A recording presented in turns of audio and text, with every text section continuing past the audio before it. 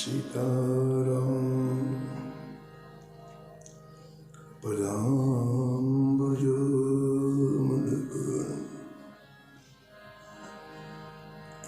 मानसं लीयते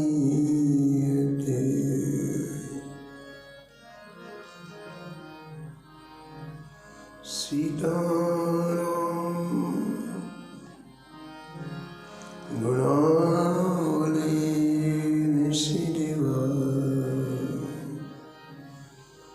मुझीरा पीते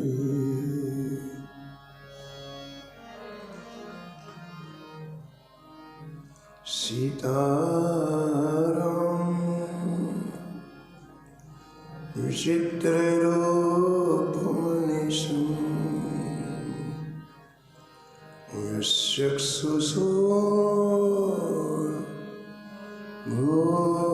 यक्षुषोर्भूषणम्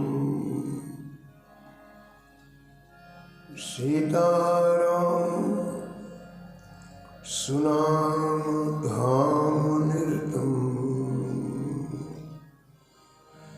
तं सद्गुरुं संभजे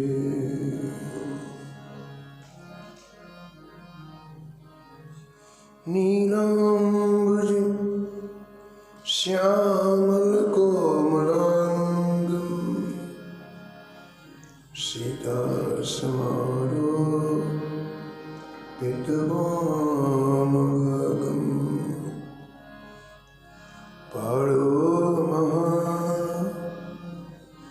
सायकुचारुचापं नमामि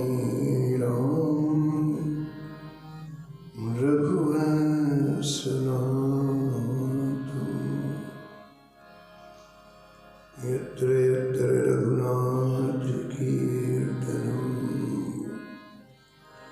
तत्र तत्र कृतमस्तकाञ्जलिं वाष्पवारि परिपूर्णलोचनं मारुतिं नमत राक्षसान्तकम्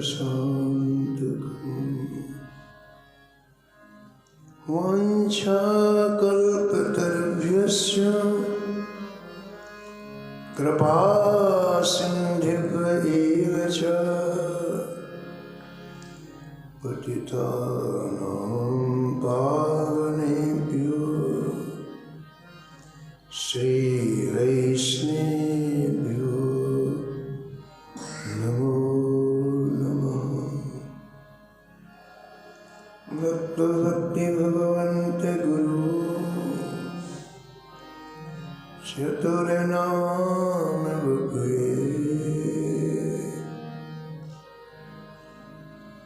इनके पद वंदन किए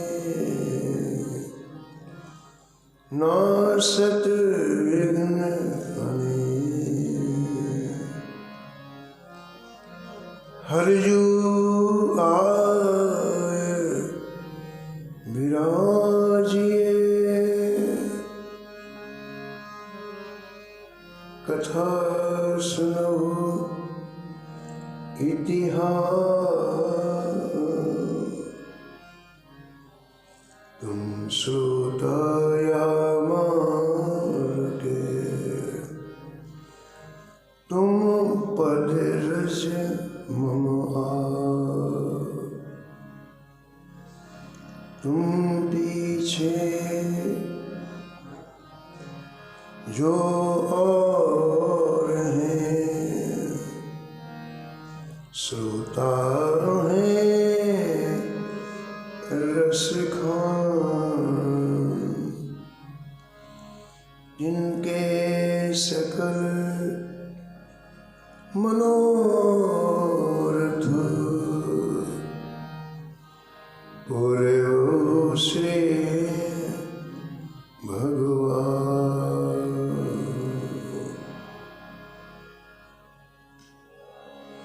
राधे राधे गोविंद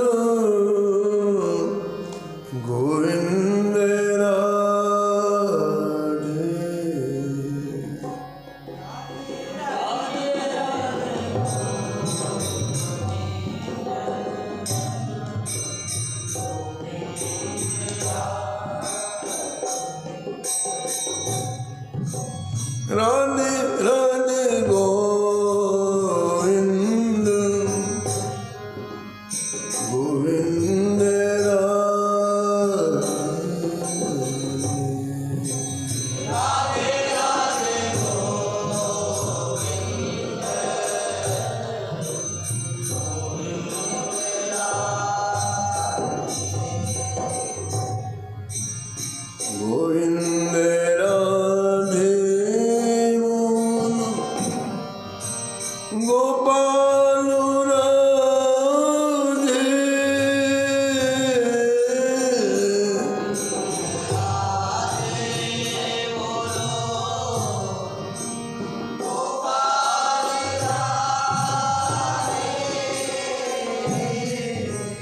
गोविंद राधे मोर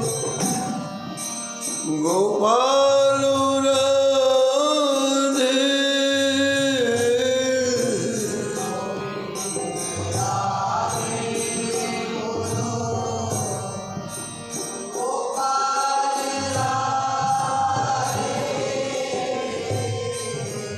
राधे राधे गोविंद गोविंद राधे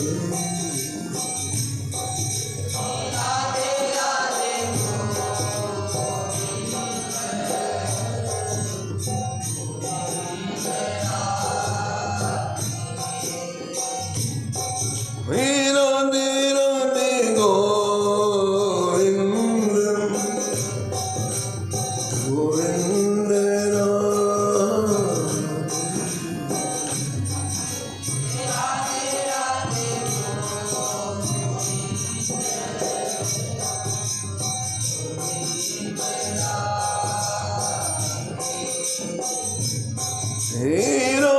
राधे गोविंद गोविंद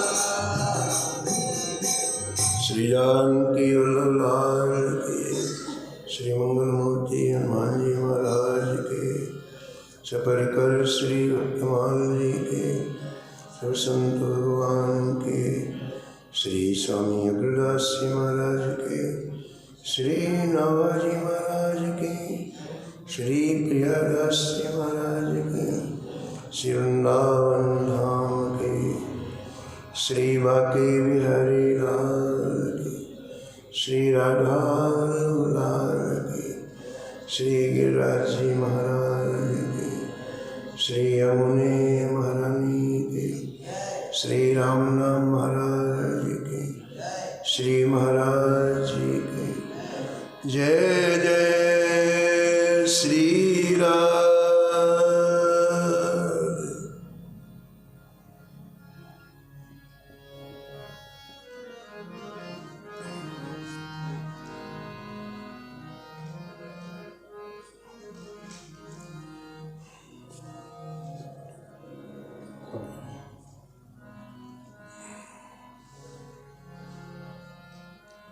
पर अर्थ परायण भक्त पर अर्थ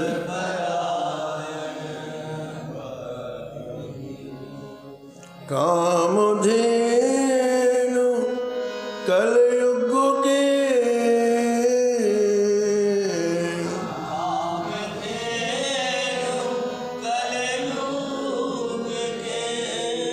लक्ष्मण लफरा लड्डू संत जोधपुर त्यागी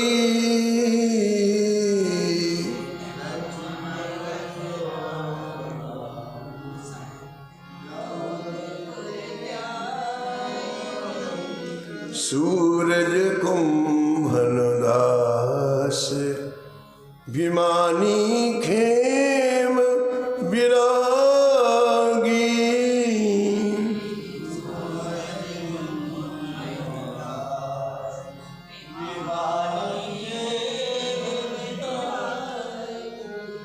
भावन बिरही भरत नफर हरि केस लटेरा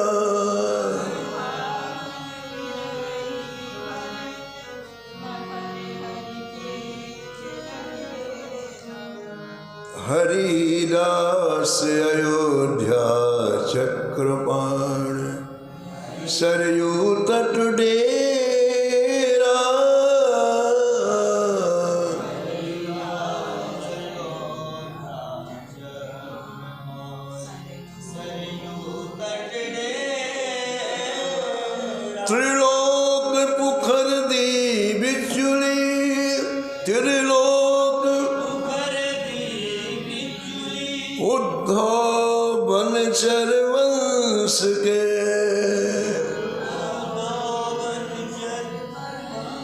पर अर्थ परायण भक्ते, पर अर्थ कामधेनु कलयुग के, कामधेनु कलयुग के।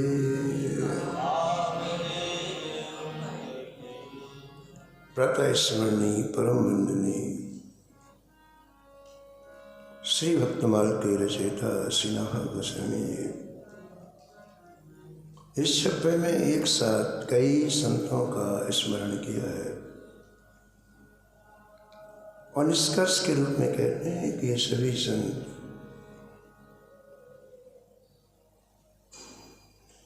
दूसरे का परम हित करने वाले हुए।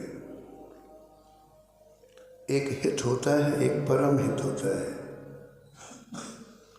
भूखे को भोजन देना ये हित है, वस्त्रहीन को वस्त्र देना ये हित है, रहने को जिसके पास घर नहीं है उसे घर देना ये हित है, किसी को पढ़ाना लिखाना ये हित है। परम हित नहीं है। परम हित क्या है? अनंत काल से जीव जो संसार में भटक रहा है उसकी चित्तवृत्ति ठाकुर जी के चरणों में लगा देना, ये परम हित है। संत परम हित करते हैं, हित नहीं करते हैं। संत विनाशशील चीज नहीं देते हैं, शाश्वत चीज देते हैं।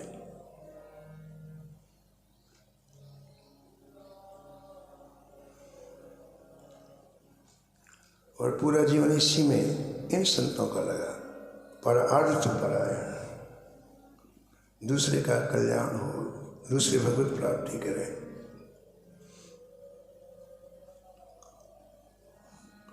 उन्हें परम भागवत श्री कुंभन दास जी का परम पावन चरित्र श्रवण कर देते। आपने श्रवण किया कि इन भक्तों के चरित्र से ये पता चलता है कि ठाकुर जी चाहते क्या है।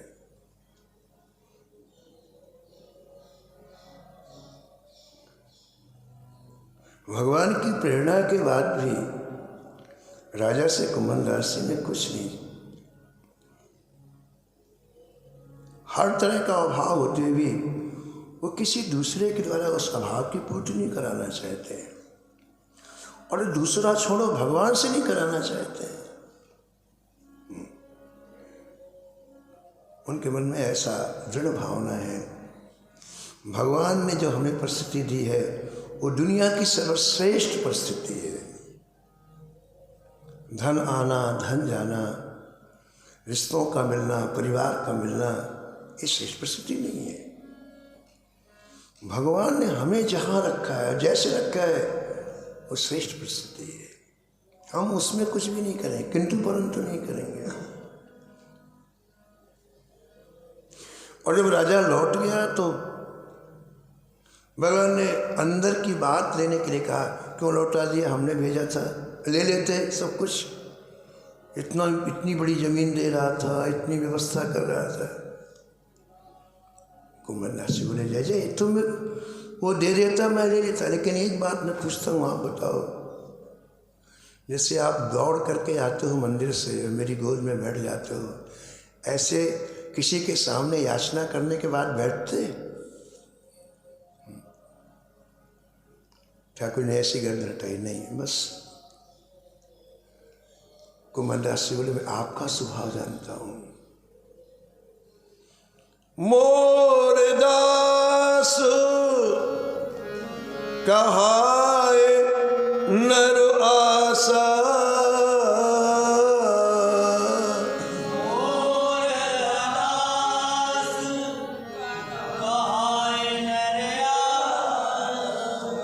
कहूँ तो कवन करे विश्वास।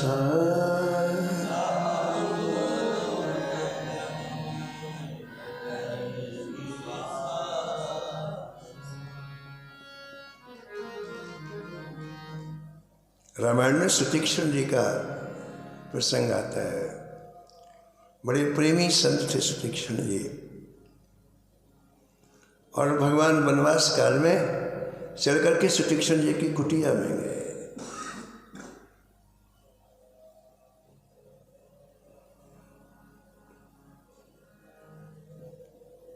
सुतीक्षण जी कहते मैंने तो कुछ ऐसा किया ही नहीं कि प्रभु चल करके मेरी कुटिया में है। न मेरे में भजन है, न मेरे तप है, न मेरे में ज्ञान है, न मेरे में कोई भी ऐसा सद्गुण नहीं है, फिर ठाकुर जी क्यों आए? ऐसा कह रहे हैं सुतीक्षण जी।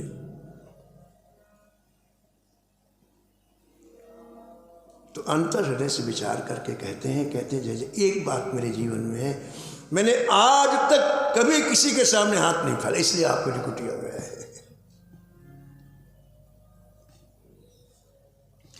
कामनाओं का कोई अंत नहीं है। आपकी एक कामना पूर्ति होगी, दूसरी, चौथी, पांचवी, मतलब लाखों जीवन के शिकार बन गए हम कामनाओं के पीछे। जैसे समुद्र में एक लहर के बाद दूसरी आती, तीसरी, ऐसे सारा व्यक्ति कामनाओं की गिरफ्त में है, कुछ नहीं कर पाता है। इसलिए इसे रोकने का एक ही उपाय है, हमारा कोई संकल्प नहीं, ठाकुर जी जैसे रखे हम वैसे रहे। जहीं विधि राखे राम तहीं विधि रहिए,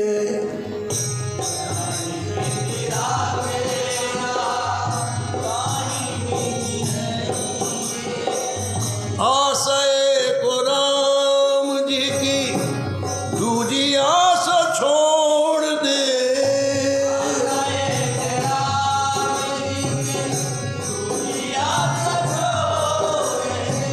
नाते को राम जी को दूजो नाता तोड़ दे।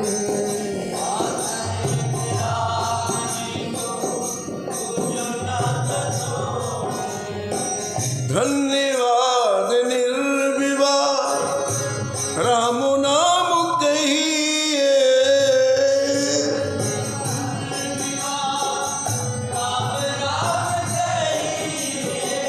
जहीं विधि राखे राम ताहीं विधि रहिए,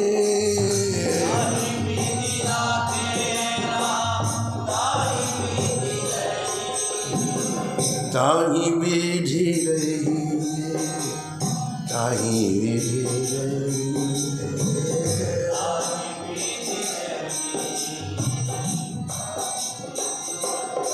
ये सूत्र है कि हमारे गोविंद, हमारे माधव द्रव्यभूत कैसे होते हैं।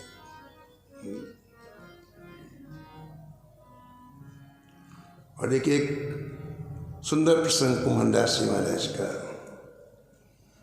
आपने प्रारंभ में सुना था ना कि कुम्भनदास जी की पत्नी ने श्री वल्लभाचार्य जी से वरदान मांगा कि मुझे पुत्र रत्न की प्राप्ति हो। तो वल्लभाचार्य ने कहा तुम्हारे 7 पुत्र होंगे।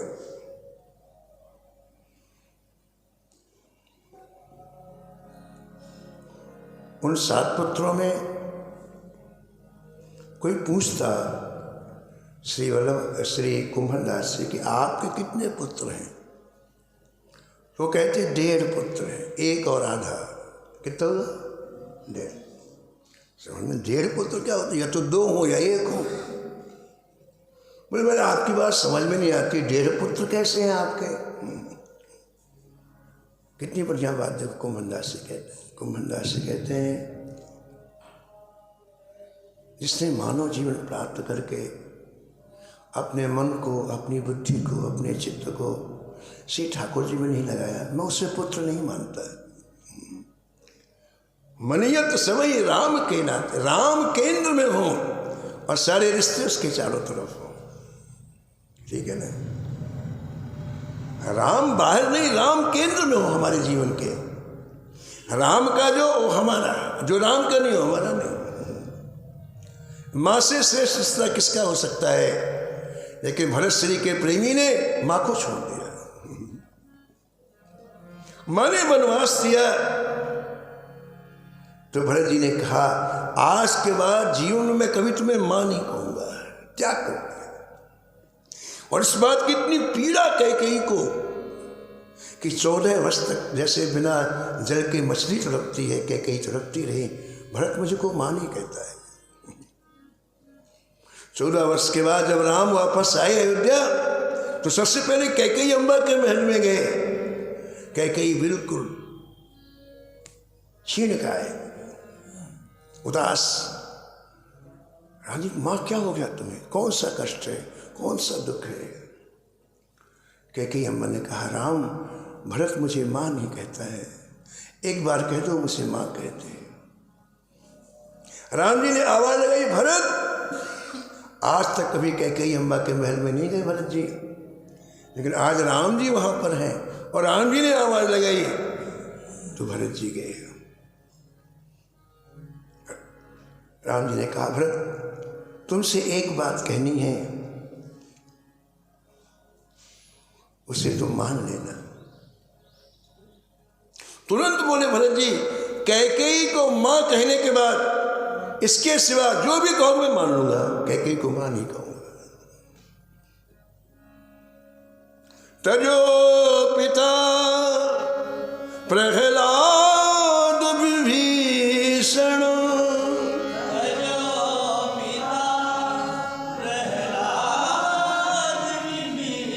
बंधु भरत महतारी,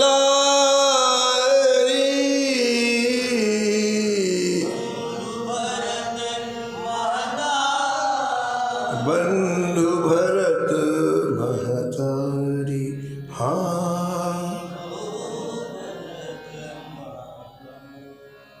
कुंभनदास जी कहते हैं, बाकी पुत्रों को मैं पुत्र नहीं मानता, मेरे केवल 1.5 पुत्र हैं। बोले 1.5 का क्या मतलब है? बोले महाराज, एक मेरा पुत्र पूरा पुत्र है और ठाकुर जी की सेवा भी करता है, ठाकुर जी के पदों का गायन भी करता है, किंकर भी करता है, सेवा भी करता है, संतों की सेवा करता है। वो मेरा पूरा पुत्र है। और दूसरा पुत्र जिसका नाम कृष्णदास है, आधा पुत्र जो पूरी सेवा करते हैं किंकर, इनका नाम श्री चतुर्भुज दास जी। और दूसरा जिसे आधा कह रहे हैं उनका नाम कृष्णदास, वो केवल श्रीनाथ जी की गायों की सेवा करते हैं, चराने के लिए वन में ले जाते हैं, फिर वापस आते हैं, उनको आधा मानते हैं। बाकी मेरा कोई पुत्र नहीं।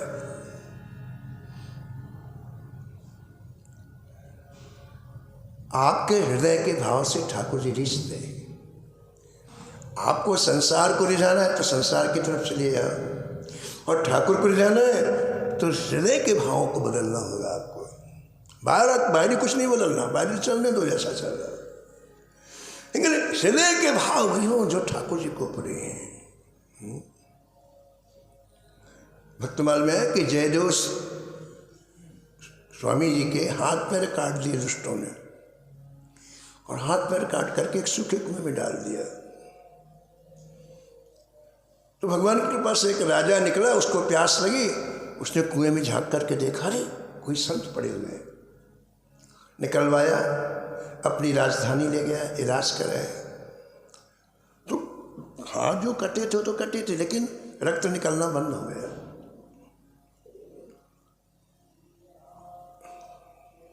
तो राजा ने कहा, महाराज मैंने जीवन में पहली बार संत का दर्शन किया है, आप मुझे आज्ञा दो, मेरा कल्याण किसमें होगा? आज तक कल्याण की याद नहीं आई।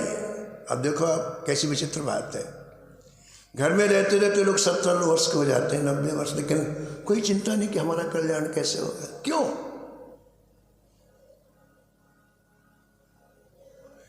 हमारे पूर्ण नहीं है, हमारे जीवन में पाप अधिक होने से न ठाकुर जी याद आते हैं, न संत याद आते हैं। लेकिन एक संत की सेवा बन गई राजा से तो अपना कल्याण याद आने लग गया। तो श्री जयदेव स्वामी जी ने कहा कि राजा ने एक काम करो, तुम्हारे पास जितनी शक्ति उसे तुम संत सेवा करो, और कपट रहित होके करना। कपट मतलब दुराव नहीं करना। दुराव का मतलब संतों के लिए निकृष्ट चीज, अपने लिए बहुत अच्छी चीज, ये दुराव है। उसने सेवा करना प्रारंभ कर दिया। अब वो दुष्ट लोगों को पता चला कि राजा खूब खजाना खोल देते हैं संतों के लिए। अरे बोले भैया जल्दी साधु बनो, तुरंत 5 मिनट में साधु बन जाओ। 5 मिनट के साधु भी बनते हैं, कोई 5 महीने का बनता है। सीजनल साधु बनते हैं। बोले वृंदावन में बड़ी भीड़ है, चलो साधु बन जाए, फिर वापस चले जाते हैं। सीजनल, आम का सीजन होता है, इसके बाद ऐसे कई सीजनल साधु बनते हैं, कोई 5 मिनट के लिए, कोई 5 महीने के लिए। एक महात्मा के पास एक व्यक्ति आया, बोले महाराज हमको दीक्षा दे दो, कंठी दे दो। बोले कौन सी कंठी दूँ, 1 दिन वाली कि 3 दिन वाली कि 3 महीने वाली? लोगों की वृत्ति इतनी चंचल है, स्थिर नहीं ले पाते हैं आदमी। तो साधु बन करके आए और देखो जिस हाथ पैर काटे जयदेव जी की उन्होंने देख लिया, उनका खूब सम्मान कराया, इतना धन दिलाया जयदेव जी ने, जिन्होंने हाथ पैर काटे थे कि 10 आदमियों को सिर पर रख करके ले जाना पड़ा। तो जो सेवक लोग सिर पर रख कर धन ले जा रहे, उन्होंने कहा कि महाराज आपका कोई रिश्ता है क्या स्वामी जी से? इतनी सेवा तो किसी की नहीं कराई जितनी आपका कोई रिश्ता संबंध है। देखो उन दुष्टों ने क्या कहा, अरे नहीं नहीं संबंध नहीं है, हमने इसके साथ एक उपकार किया है। बिल्कुल झूठ बोले। राजा ने कहा था कि इसको मार डालना, हमने मारा नहीं, हाथ पैर काट करके इसको, वो बात राजा की पूरी कर दी। इतना झूठ बोले तो जहां बैठे थे पृथ्वी फट गई और अंदर चले गए दुष्ट। ये पृथ्वी जब अतिशय पाप हो जाते हैं तो सहन नहीं कर पाती है। अब उनको पता नहीं, बेचारे जो धन लेके गए थे वापस लौट के आए। जयदेव जी को बताया महाराज जिसको आप इतना धन दे वो तो चले गए पृथ्वी के अंदर। अब तो जयदेव जी को इतना कष्ट हुआ, अरे राम राम, उनकी मृत्यु हो गई। तो कष्ट के मारे हाथ पैर बिल्कुल यूं रगड़ने लगे। हाथ आगे पंजे तो थे नहीं, काट दिए थे, घुटनों के आगे पैर काट, तो जमीन में गिर के ऐसे से रगड़ने लगे। तो नए हाथ निकल आए, नए पैर निकल आए। और उनको बड़ा आश्चर्य कि अरे क्या हो रहा है। राजा के पास गए दौड़ करके, जय जय स्वामी जी के नए हाथ पैर निकल। राजा दौड़ के बोले क्या हो रहा है मुझे, क्या हो रहा है?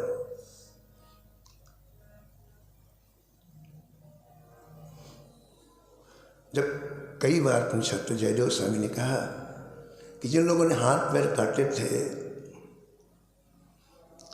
वो उनकी मृत्यु हो गई, इससे मुझे बड़ा दुख हो रहा है। अरे वो आए और आपने हमको बताया नहीं, हम उनके शरीर के एक एक टुकड़े कर लेते। राजा बोला ये आपने क्या किया? जब वो राजमहल में आए तो हमको आप बताते उनके शरीर के एक एक टुकड़े कर। आइए मूल बात पर मैं कहना चाहता हूँ। तब जयदेव जी बोले इससे हमारे ठाकुर जी खुश नहीं होते। हमें तो वो करना जिससे ठाकुर जी खुश हों। जासो रीझत रसिक नरेश है। मेरे कहने का तात्पर्य है दुनिया रीझे वो हमें नहीं करना है, हमारे राघव जिससे रीझे हमें वो काम करना है। तो हृदय के भावों को कैसे संजोए, इसी के लिए भक्तमाल है। देखिए इनके भी परिवार है। 7 पुत्र में 7 को नहीं मानते कुंभलगढ़, 1.5 पुत्र मानते हैं, जिसका संबंध ठाकुर को हमारा न कि हमारे किसी काम का नहीं। राते ने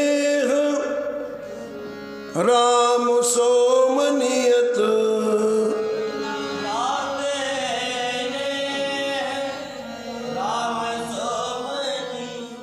सुहृद सुसेव्य जहालो, सुहृद सुसेव्य जहालो।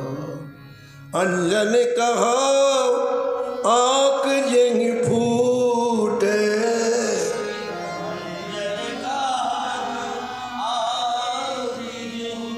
बहुत कहो कहालो, बहुत कहो कहा।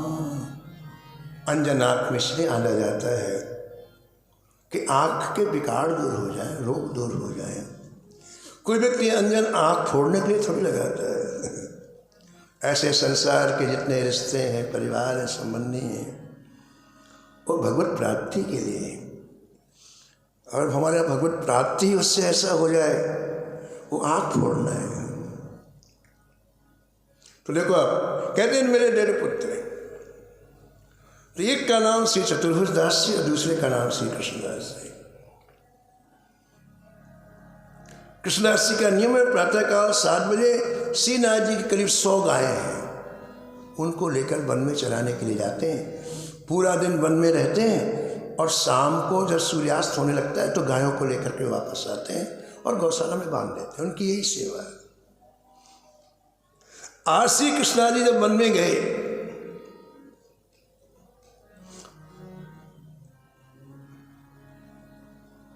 तुमने क्या देखा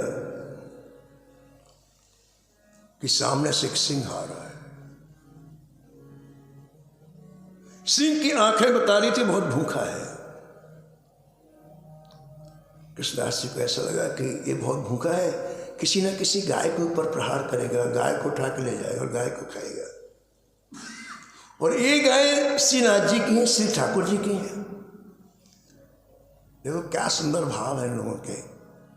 तो यदि मैं अपना शरीर इसे दे दूं तो इसकी भूख पूरी हो जाएगी, गाय बच जाएगी।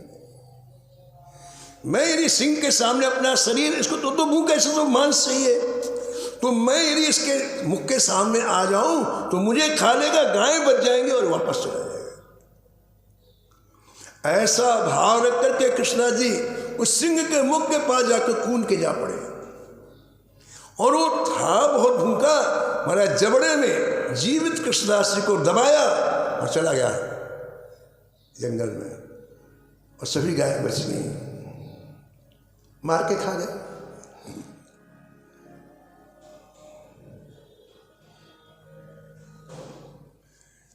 जब शाम को गाय पहुंच गई, ग्वारिया नहीं पहुंचा।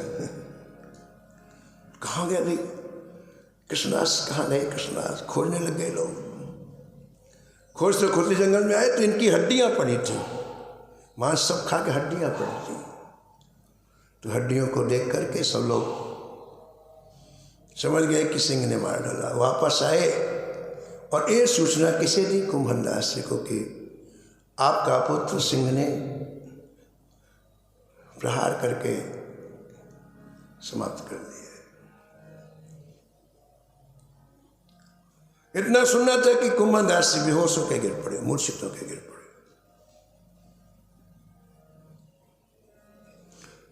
और 3 घंटे तक उनको होश ही नहीं आया। लोग इकट्ठे हो गए, और जहां लोग इकट्ठे होते वहां कुछ न कुछ बात करते ही है। हर पहलू के 2 पक्ष होते हैं, एक नेगेटिव एक पॉजिटिव। लोग 2 तरह के होते हैं, कोई आपका फेवर करेगा, कोई आपका विरोध करेगा। तो जो विरोध करने वाले थे वो क्या बोले कि देखो बहुत बड़े भक्त बनते थे, सुबह से शाम तक श्रीनाथ जी के यहाँ पर, लेकिन बेटे में कितनी आसक्ति है। बेटा चला गया तो देखो प्राण जाने की नौबत आ रही है।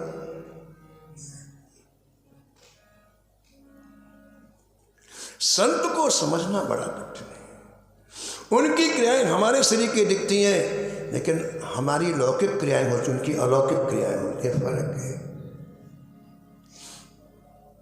एक संत यहाँ रहते थे वृंदावन में, वो कहते थे कि जब श्री जी कृपा करती हैं, राधा रानी कृपा करती हैं, तब संत के बारे में कुछ समझ में आता है।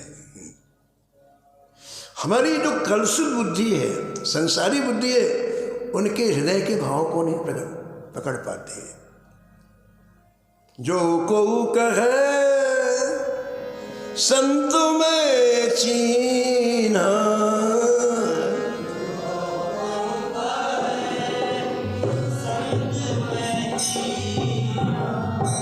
तुलसी हाथ कान में भीना,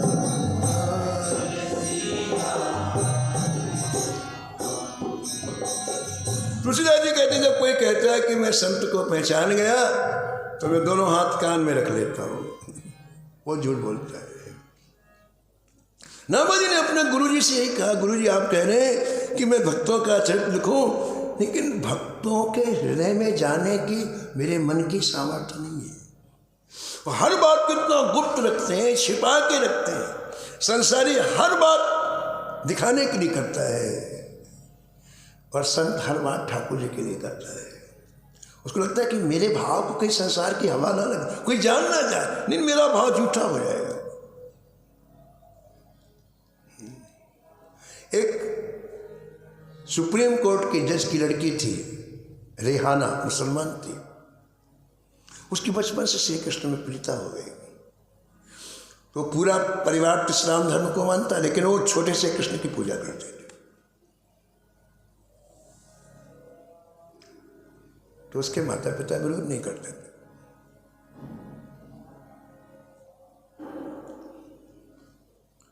अब उसने क्या किया, अपने श्री कृष्ण को रिझाने के लिए कुछ पद लिखने लग गई और उसको गाती भी।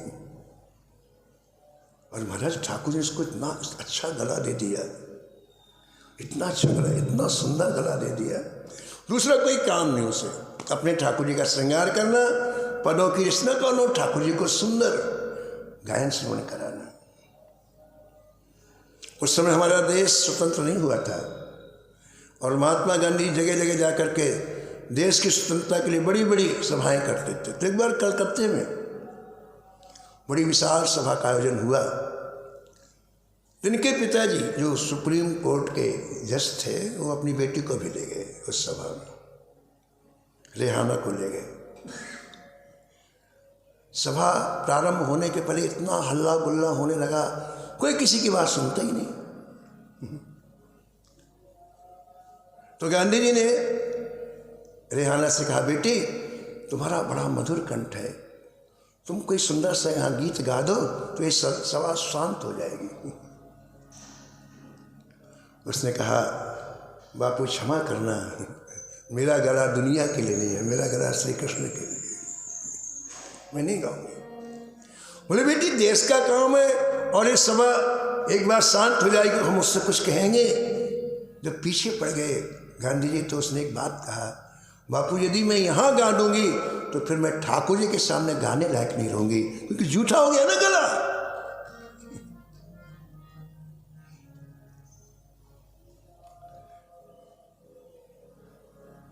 संत को पहचानना बड़ा कठिन है। तो लोग कई तरह की बात करने लगे कुंभन दास जी के पास, क्योंकि उनको होश अभी तक नहीं आया। किसी ने कहा, अरे ऐसा लगता है इनके प्राण चले जाएंगे, तो गुसाई जी को बुला के लाओ। गुसाई विट्ठल नाथ जी उस समय विरासते जतीपुरा में, श्रीनाथ जी जतीपुरा में विरासते थे। तो 4-5 लोग दौड़ते दौड़ते गए, गुसाई जी सेवा कर रहे थे श्रीनाथ जी के। बोले, जय जय, कुंभन दास जी के प्राण जाने वाले हैं, तो आप अंतिम समय दर्शन दे दें तो बड़ी कृपा है। श्री गोसाई विट्ठल नाथ जी ने कहा, तुम लोग जाओ, थोड़ी सी सेवा बाकी मैं करके आता हूं। गोसाई जी ने सेवा की, श्रीनाथ जी को उठाए तो बेहोश पड़े थे कुंभन नाथ जी, चारों तरफ लोग घेरे हुए थे।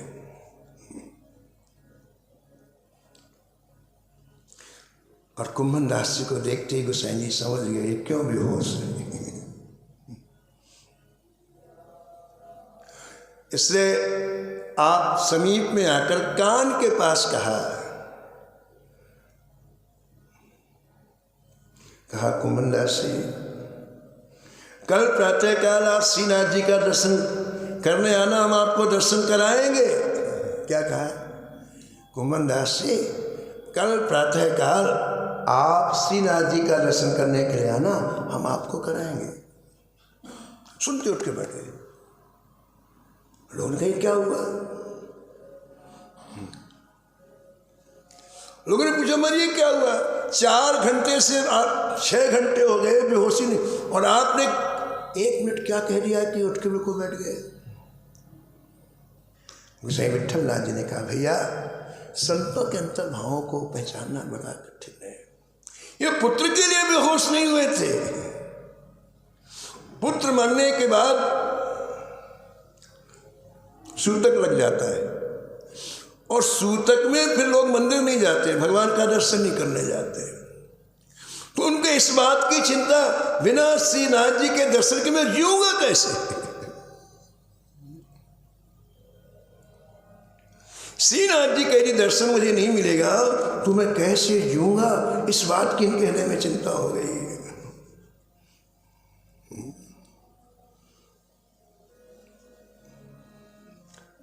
तो मैंने इनके कान में कहा, कुंभनदास जी आपके रोम रोम से भगवान का नाम निकलता है, आपको देख के सूतक पवित्र हो जाएगा, आपके लिए कोई रोक टोक नहीं है, आप तो आओ मंदिर में और श्रीनाथ जी का दर्शन करो। बस इनके प्राण वापस आ गए। कुंभनदास जो मन माने तो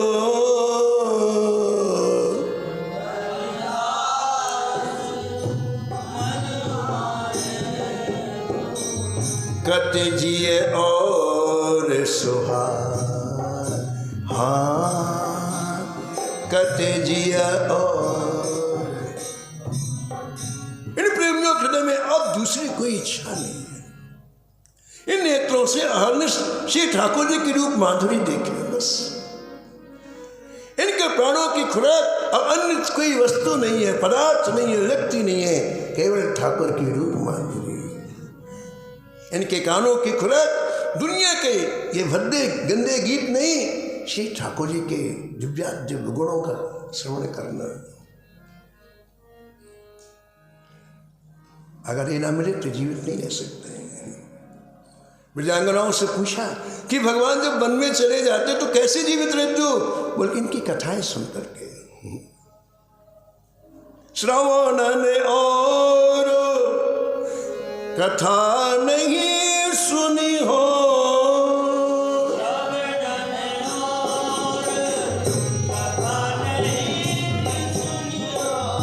रसना और न गई हो,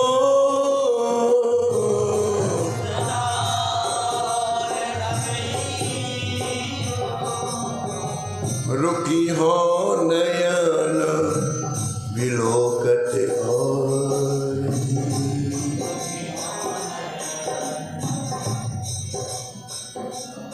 हाँ शीश ईश ही नहीं हो,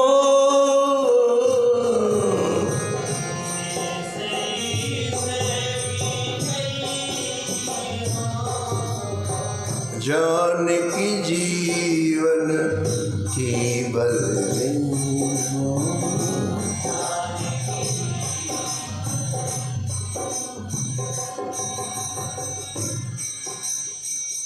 तो कुंभनदास जी कहते का श्रीनाथ जी की सेवा में पहुंचे। क्या बरस हृदय के भाव है। और क्या बोले ठाकुर जी से,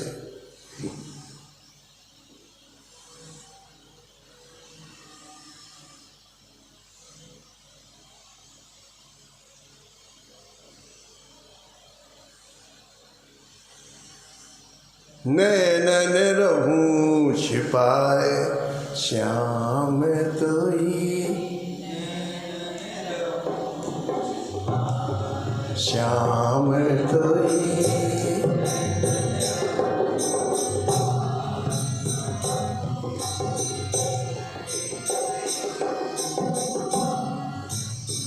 प्रेम डोरते बांधी चरण तब,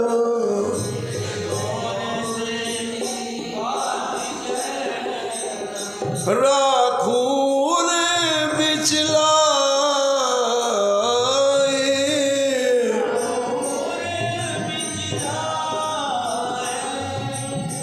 नैनन रहूं छिपाए श्याम तोही, नैनन रहूं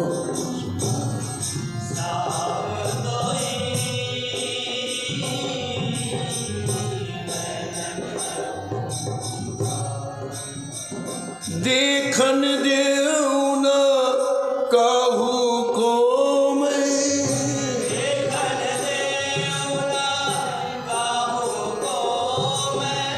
कबहु परम धन रम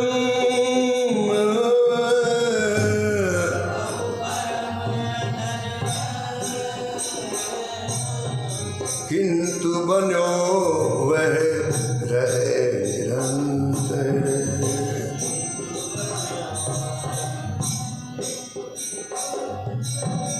मेरे लोचन गम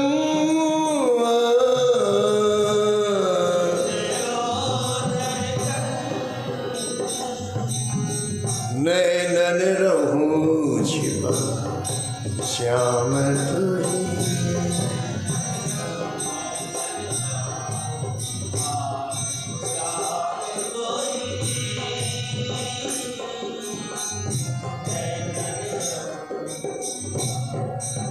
रहियो सदा बसे प्राणन में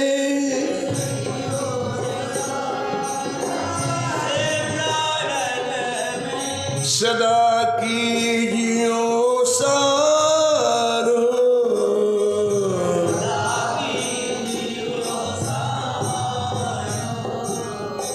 जान मोही चेरी चरणन की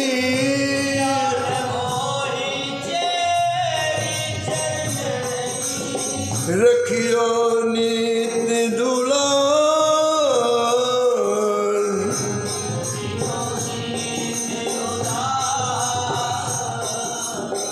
नैनन रहूं छिपा श्याम तुझी।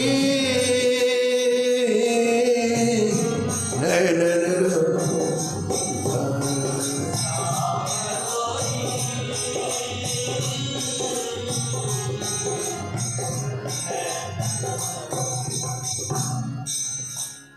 तो संतों के हृदय के दिव्य भाव जिससे ठाकुर जी रिश्ते हैं। दुनिया नहीं जानती, दुनिया तो अपनी बुद्धि से सोचती है कि जैसे हम है वैसे हो, ऐसा नहीं। उनके वो दिव्य भाव जिससे ठाकुर जी उनके पीछे पीछे चलते हैं। उनको उन दिव्य भावों का शासन करने के लिए ठाकुर जी आगे आगे नहीं चलते, भक्तों के पीछे पीछे चलते हैं। ऐसे कुमारदास जी के चरणों में प्रणाम करते हुए वाणी को यहीं विराम। अगली कथा अगले दिन। हरि भजले हरि भजले हरि भजने का मौका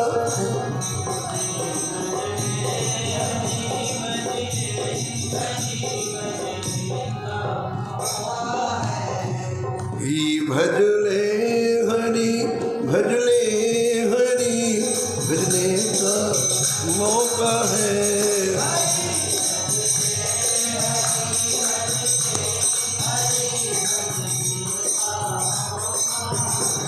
ये मौका चूक न जाए, ये मौका ही अनोखा है।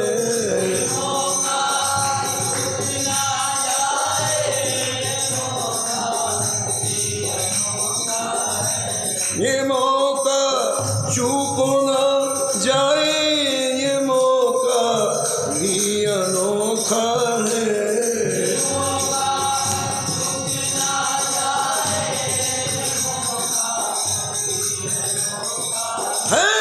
हरि भजले हरि भजले हरि भजने का मौका है।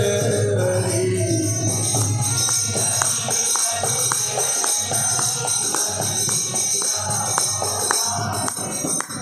नमो नमो श्री भक्त सुमान। हाँ जाके सुनत महात्म नासत। जय जय उड़ झलकत राधा नंदलाल। गद गद स्वर पुलकित अंगो अंगनी। हाँ लोचन बरसत अश्वन जाल। उतर जा तो अभिमान जाल विष।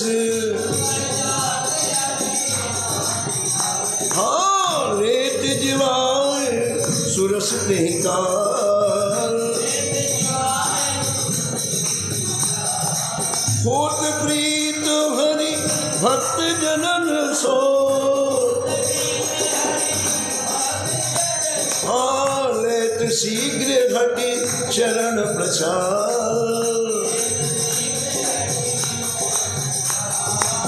तजत कुसंग लेत सत्संगति,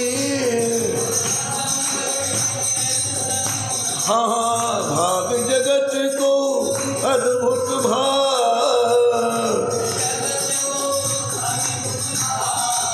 भाग जगत को अद्भुत भाग।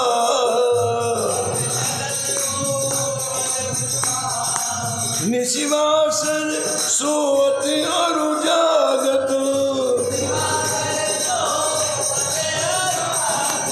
रोम रोम वे करत निहार। श्री अग्र नारायण दास प्रिया प्रिय, प्रगति जीवन रसिक रसा। जय जय नमो नमो श्री भक्त सुमार।